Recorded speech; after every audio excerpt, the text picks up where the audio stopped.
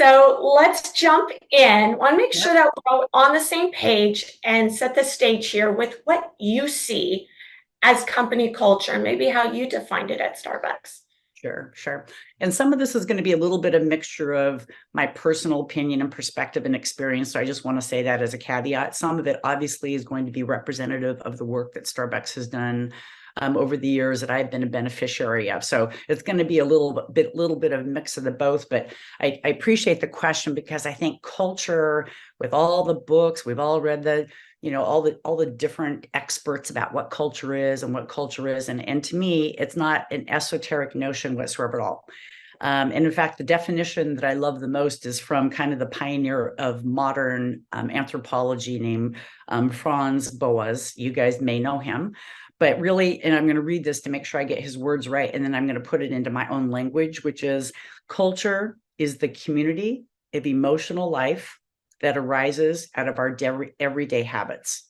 And so, with that definition, for me and for what we were doing at Starbucks and elsewhere, is it honestly is simply: culture is the way that we treat each other, the ways of being with one another, what we do together, how we do it together, and why we do it together. And so, this whole notion that culture is something that we can't touch or feel or do or experience or influence, to me, is just a really interesting notion, because we all are in a culture every day. Whatever businesses you are running, whatever businesses you're advising, whatever business, if you look back over your career, you can probably tell me the two or three things in your culture that you appreciated, that you valued, that you respected. And you probably had a couple things in your culture that you said, boy, if we could only change that one or two things, this would be the best place in the world to work. So for me, culture is everything we do every day with one another. And that's something that's really, really easy to talk about, maybe hard to see. Maybe we have to teach people how to do that.